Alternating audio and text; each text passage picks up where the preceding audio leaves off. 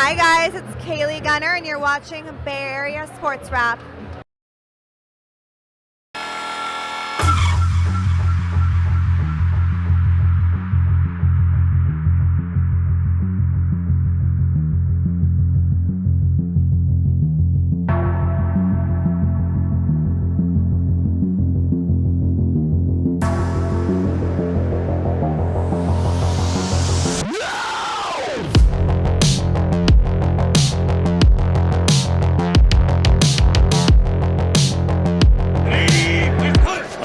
Down. 49ers do have 2 timeouts if they want to use. And running loose, Tony Jones. He's going to take it in for 6. Well, these guys are fresh. They've got fresh legs. They haven't taken the pounding. Some of the other back. Welcome to Bay Area Sports Wrap. Alongside Ryan Leong, I am Marko Ukalovic. And it's time to do a wake on the 2024 San Francisco 49ers season. And boy, did they end with a big thud down in the desert, losing to the Arizona Cardinals in the season finale, 47-24.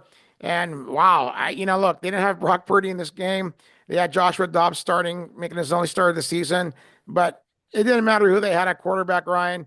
This defense was quite terrible, just awful and embarrassing. That's what Nick Bosa said after in this press conference, and it was. It's hard to look the guys in their faces as a leader on the team, and that's the product that they kept putting out game after game. It's pretty embarrassing. About 47 points to the Arizona Cardinals. It's one thing to do that to the Detroit Lions, who clinched the number 1 seed last night, beating the Minnesota Vikings to win the NFC North and, again, have that first round bye. But I'm sorry, Arizona Cardinals, Kyler Murray's okay and all, and they got some weapons, but man, that's way too many points to be given up on the last game of the year. And you would have thought that this team would have some pride going into that final game, but Ryan, it looked really bad from start all the way to the finish. Right. And how many times have I said that the Niners had a Super Bowl hangover? Did I think I started our first podcast by saying that? Yeah, did you ever mention that? Oh, okay. It's like, look, yeah. But I looked up the definition. So it's not just a hangover like getting drunk, but a hangover, I think I looked up as a definition, is when you have such high expectations and you fall far short of that. And that's what happened to the Niners this year. They couldn't do anything remotely close to what they did last year. And yeah, you can look at some of the injuries, sure, but a lot of times they just underachieved. I mean, when you look at how they lost against the Lions, even though they lost that game, they lost by only 6 points? Yeah. I mean, that's at least they put up a good effort. I mean, this game they just played like crap. That's just all you can say about it. I mean, it was a close game until the third quarter. Juwan Jennings shows no discipline whatsoever. I mean, granted, I guess he was kind of frustrated. So the first little tiff you understand, but then to do it a second time is why he got ejected. I mean, it's pretty obvious. I mean, the referees know at that point you got to have some decorum and you kick him out of the game. Yeah, and that just shows the immaturity on Juwan Jennings' part. Like, if you can't, just go have a temper tantrum with one of the cornerbacks and one play and then do it again on the second time in the next play, because you're going to get caught. You're going to get thrown out. And it just shows how selfish he was, and that's really immaturity right there. You can't be doing that. I don't care if it's the last game of the season and there's nothing to play for. You're playing for the respect of your teammates and the fans, and the fact that Juwan Jennings decided, oh, the hell with this, I'm going to get kicked out in the first half, just that was embarrassing. And again, it's kind of maybe a microcosm of how the season went for the 49ers. Nothing went their way. They didn't get any breaks, and of course, you talk about the injuries and the Super Bowl hangover. There was just a culmination of all of that put together, and why they finished 6-11, and what was it, a 4-game losing streak that they ended up on? I think so. I lost track. Yeah, exactly. They lost so many games in a row. It's like 4, 5, 6. I mean, it could have been that. Who cares, right? It didn't matter. It didn't matter. And again, this team's got so many questions to answer in the offseason. I was checking some numbers today.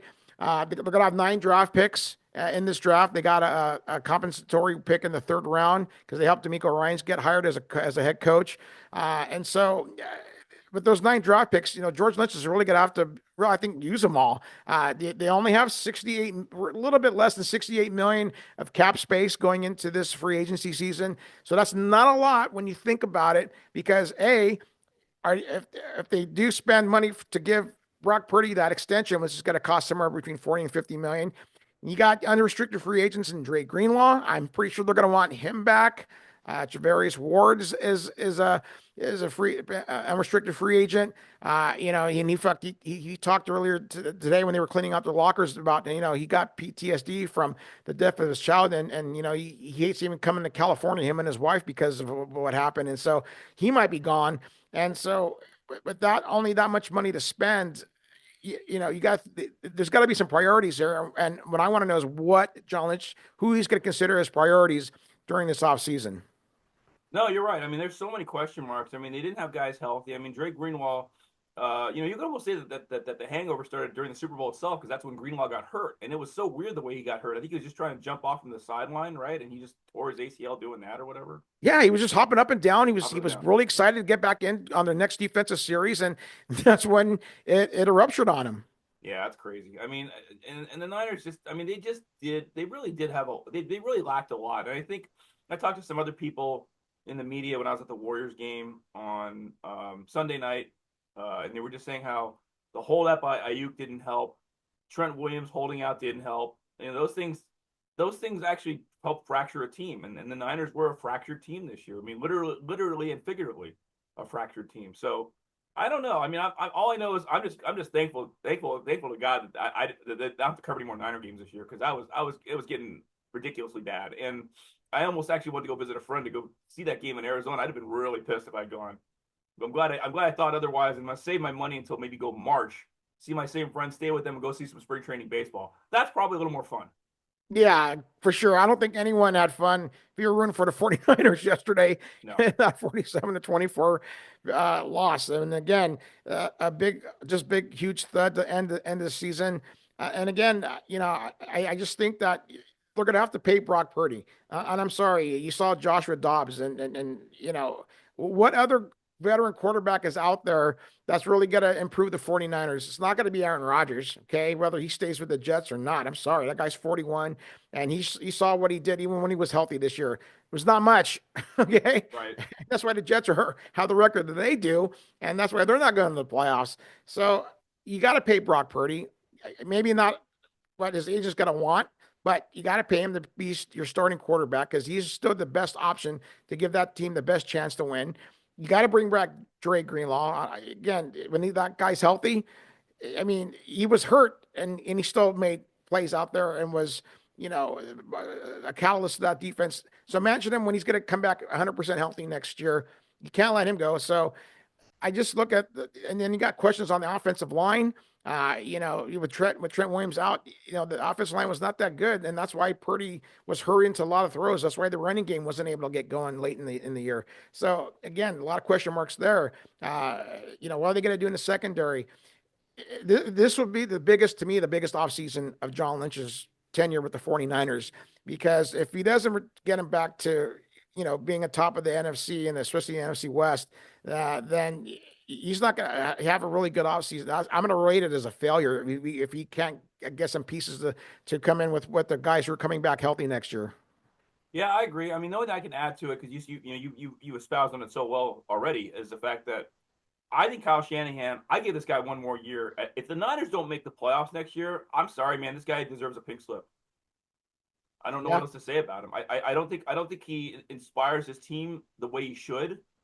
I know we put a lot of onus on the coach. Maybe that's not fair, but hey, that's how it goes. I mean, it's all about winning and all about how you build your culture. I don't see a very good culture out of the 49ers right now. I mean, this is, of course, a team that had the glory days in the 80s and 90s as being the class of the NFL. I mean, the Niners have not really shown that. I mean, especially, of course, this year. I mean, they just had so many problems. And, of course, it wasn't Ricky Pearsall's fault that he got shot, but he was one of the few bright spots. He actually played really well against the Lions, had a career game, one of the best ever for a rookie receiver in Niner franchise history. He finishes the last game of the season with 6 catches for 69 yards and a score. No, not bad. I mean, I think they have a lot to build on with him. But the thing that was really unfortunate for the Niners was just watching their running core just get entirely depleted. And even then, Patrick Taylor Jr. still had 100 yards rushing. So that's pretty good. I mean, you're down to your 4th string running back and he gets 100 yards rushing. You got to look at a positive that way for sure. But overall, I mean, I think it's just unfortunate that every single week we did a podcast, Marko, we said the same stuff week after week after week. It really, Yeah. I mean, we really did. It was like there's always deficiencies in the defense. There's deficiencies in the offense. Special Coaching teams, schemes weren't great. Yeah, especially Jake Moody was awful. God, he was awful again this year. I mean, this right? game. How many? What he missed? I mean, he missed at least one kick, didn't he? Yeah. So I mean, it's just let's see. Wait, I got the stats here. And the Yeah, so Niners, he was. Yeah, so he. No. Actually, he was okay at this one, right? Oh no, field goal made. But I thought he missed one. Didn't he miss one? I thought he missed one. Yeah. I think we're just so used to it. And again, you got to remember, John Lynch, he used the 3rd-round pick to get Jake Moody a couple years ago. So, Right. you He did miss one. He did miss one. I don't know why it says that in the stats. Okay. He missed one. Yeah. Yeah. So yeah, I mean, he just had so many misses this year. It was just like, it's funny. It makes me think now that I want to get a kicker back like Mike Kofor. He used to miss his share of kicks too. Remember him? No, I remember Mike Kofor. Yeah.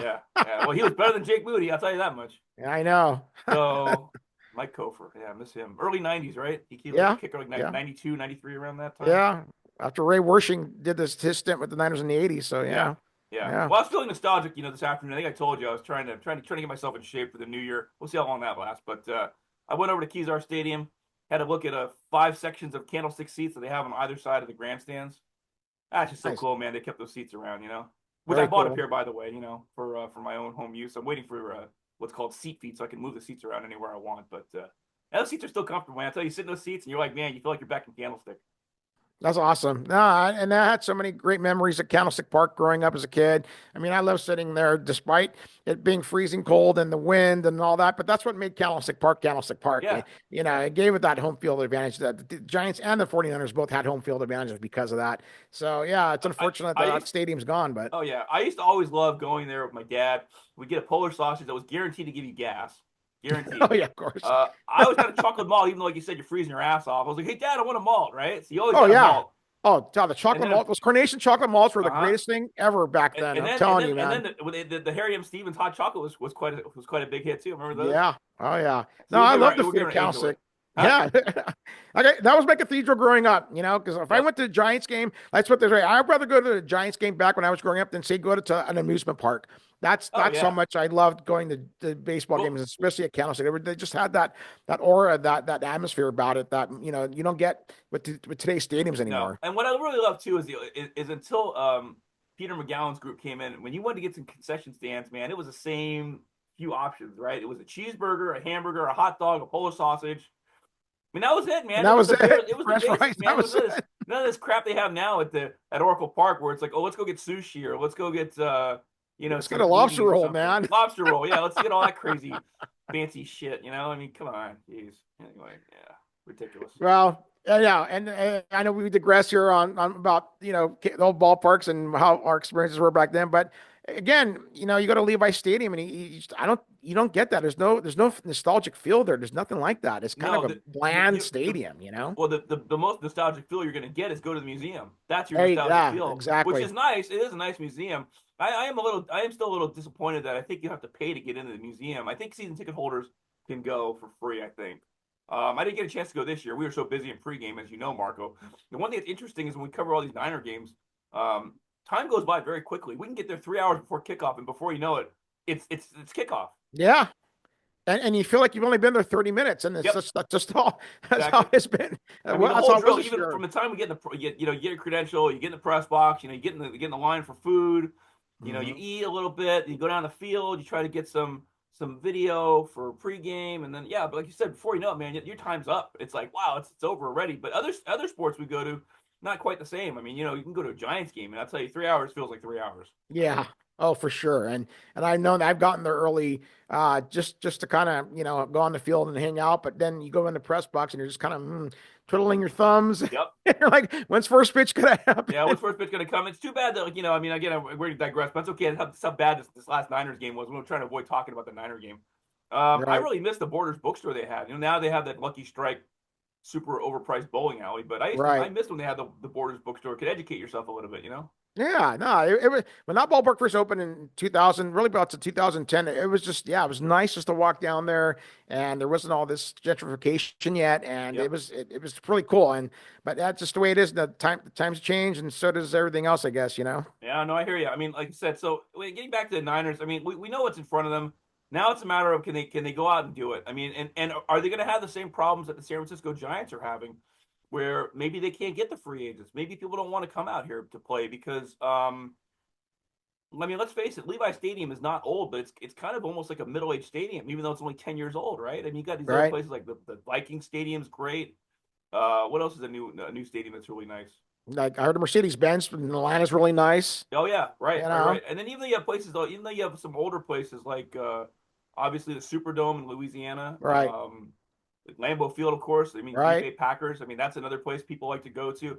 I just find that right now there's not a lot of bling as far as like trying to attract free agents to come to San Francisco. What's really going to make people want to come play out here? Right. And it seems like, in order for that to happen, it seems like the 49ers are going to probably have to overspend, maybe go over the cap. But again, that's such a, art form that John Lynch, like I said, this is going to be his biggest offseason of his 49ers tenure. He's got to really have to work the draft and worked free agency to get this team back on top. I know, look, they're going to have McCaffrey back next year healthy, and Jordan Mason and Brandon Ayuk's going to come back healthy without having to worry about a contract dispute. Same thing with Trent Williams, right? They're going to get these guys back, Drake, and hopefully they sign Drake Greenlaw. But despite that fact, they still need improvements. They still need to improve this team to compete now with the Detroit Lions and the Philadelphia Eagles of the NFC, because this team just wasn't. I think even without the injuries, I still don't think that this team would have been, a top contender. I would say maybe they would have finished 9-8, maybe barely making the playoffs, if that. So that's just kind of how the season went. And you can blame the hangover, you can blame the injuries all you want, but Yep. at the end of the day, the guys, they just didn't get it done with the ones that they still had. Yeah, I just feel like the team was high, of course, disappointed that they didn't do better in the Super Bowl, and I think that's where the hangover comes in. I think they spent every day after that just going, "Why didn't we win? Why didn't we win? Why didn't we win?" And they didn't. Right. Instead, they should have had their focus more on like, how do we get back to the Super Bowl? Right. They're not I going to come out agree. and say that, but that's the feeling I got. Right. And I think that starts with the coaching staff. The fact that they changed defensive coordinators so often, just in these last 5 years alone, from guys getting promoted to head coaches in other places. But I don't know, Nick Sorensen. I don't know if he's that man now to keep on. Maybe they let him go. I mean, there was a few coordinators that got fired today, as well as head coaches, including Doug Peterson. In Jacksonville, he's gone. He's out the door. Although the Giants kept their guys, which is really funny because they were one of the worst teams in the league. But Ever. Yeah.